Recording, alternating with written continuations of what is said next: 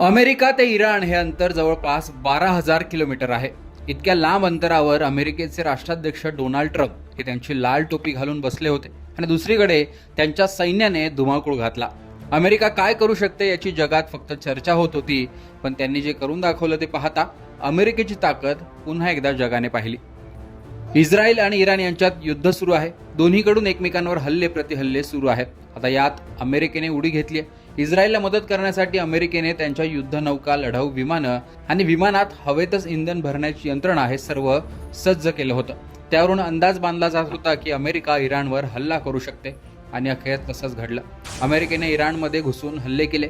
इराणच्या 3 अणुऊर्जा केंद्रावर अमेरिकेच्या लष्कराने बॉम्बचा वर्षाव केला.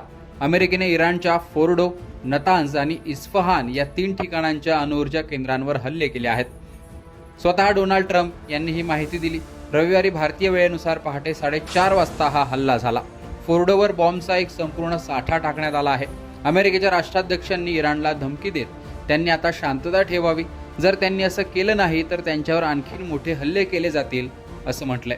मुख्य ठिकाण असलेल्या फोर्डोवर बॉम्बचे पेलॉड म्हणजेच एकाच वेळी अनेक बॉम्ब टाकण्यात आले. या हल्ल्यात 3 अणुऊर्जा केंद्र नष्ट झाल्याचा दावा अमेरिकेने केला आहे.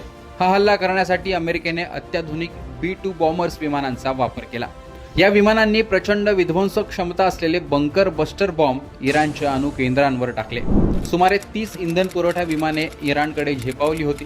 त्यासोबतच अमेरिकेची सर्वात शक्तिशाली मानली जाणारी 6 B-2 बॉम्बर विमाने देखील मध्य पूर्वेच्या दिशेने झेपावली होती. मिसुरीहून उड्डाण केल्यानंतर या B-2 बॉम्बर्सनी पॅसिफिक महासागरात हवेतच इंधन भरलं आणि इराणवर हल्ला केल्याचं बोललं जात आहे. या बॉम्बला मॅसिव्ह ऑर्डिनन्स पेनिट्रेटर MOP असंही म्हटलं जातं. MOP हा एक 30,000 पाऊंड वजनाचा बॉम्ब आहे. हा बॉम्ब खास करून भूमिगत ठिकाणांना नष्ट करण्यासाठी बनवण्यात आला आहे. हा बॉम्ब अगदी मजबूत अशा स्टीलच्या आवरणाने बनवण्यात आला आहे. हा बॉम्ब जमिनीखाली शेकडो फूट आतपर्यंत घुसू शकतो. त्यानंतर जमिनीखाली त्याचा स्फोट होतो. त्यामुळे आत असलेल्या सर्व गोष्टी नष्ट होतात. B-2 बॉम्बर्सचं वैशिष्ट्य म्हणजे हे विमान रडारला हुलकावणी देऊन लांब पल्ला गाठू शकतो. तसेच हवेतच इंधन भरून टार्गेटपर्यंत पोहोचू शकतो. याच बॉम्बचा वापर करून इराणचे अणुकेंद्र उद्ध्वस्त केल्याचा दावा अमेरिकेने केला आहे. दुसरीकडे इराणने या हल्ल्यानंतर निवेदन जारी करून अणुऊर्जा प्रकल्प सुरक्षित असल्याचं म्हटलंय.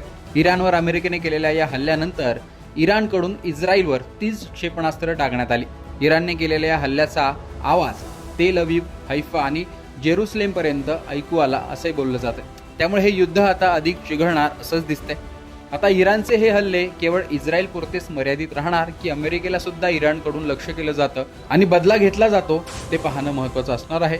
इराणने अमेरिकेवर हल्ला केल्यास अमेरिका यापेक्षाही मोठा विध्वंसक हल्ला करू शकतं हे इराणला माहिती आहे. त्यामुळे यामुळे आता जागतिक स्तरावरही याचे परिणाम दिसून येतील आणि इतर देशांवर देखील याचे परिणाम दिसून येतील आणि तणाव वाढू शकतो. एकूणच अमेरिका, इराण आणि इस्रायल यांच्यात जे काही सुरू आहे याविषयी तुमचं मत कमेंट बॉक्समध्ये सांगा.